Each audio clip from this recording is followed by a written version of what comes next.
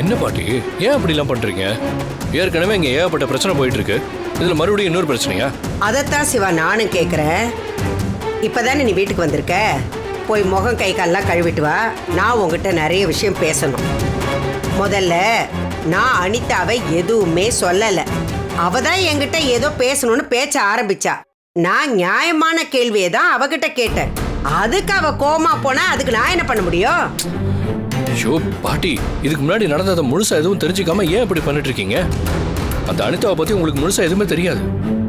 இதுவே 2வது முறையா எனக்கும் அனிதாவுக்கும் நடக்கிற அந்த கல்யாணம் நின்றுச்சு. கல்யாணத்துக்கு முன்னாடி நான் ரொம்ப கேஷுவலா நைட் அப்பாவை பார்க்கறதுக்காக வெளியே போனேன். அதுக்கே நான் அந்த கல்யாணத்துல விருப்பம் இல்லாம எங்கேயோ தப்பிச்சு போறதா நினைச்சு அவளோட வைர மோதிரத்தை இடிச்சு குடிச்சு சூசைட் அட்டம் பண்ணிட்டான். அப்புறம் ருத்ரா அத்தைக்கே தெரியாம நைட்டா ஹாஸ்பிட்டல் கூட்டு போய் அட்மிட் ஆக்கி அதுக்கப்புறம் செத்து பொழைச்சு இங்கே கூட்டு வந்திருக்கோம். இப்ப போய் அவகிட்ட மறுபடியும் இப்படி சொன்னா அவ திரும்ப தப்பான முடிவு தான் எடுப்பா.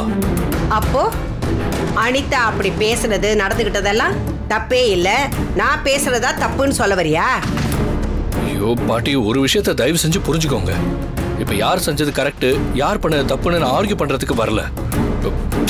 நான் முதல்ல என்ன ஆச்சுன்னு போய் பாக்குறேன். அனிதா, அம்மா, அனிதா, அம்மா, கதவு தர அனிதா. ஷோ, அனிதா, அனிதா, எனக்கு ரொம்ப பயமா இருக்கு. கதவு தர. என்ன பண்ற நீ?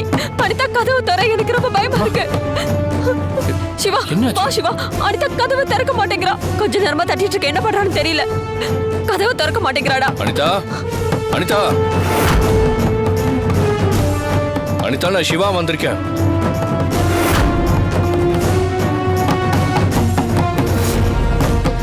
அனிதா, அனிதா, அனிதா, கதவு தர அனிதா.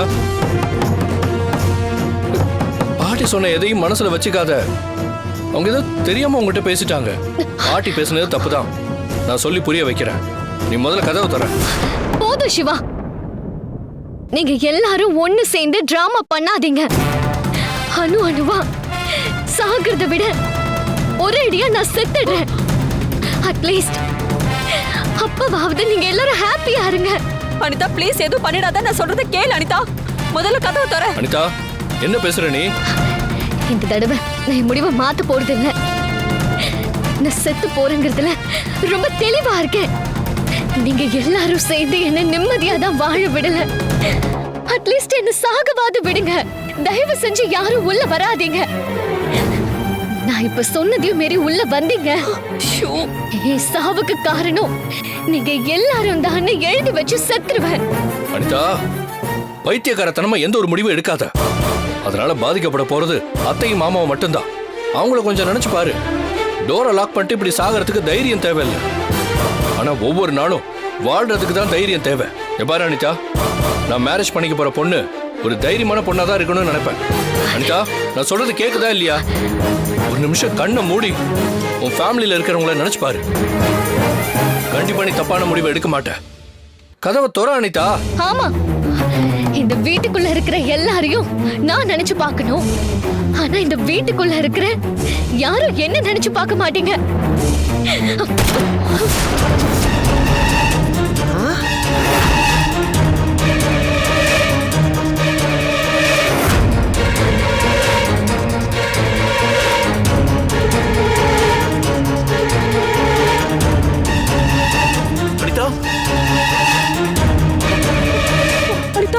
அனிதா, அனிதா, அனிதா, அனிதா, அனிதா, அனிதா, அத்தை, அனிதா. இப்போ உங்களுக்கு சந்தோஷமா அத்தை?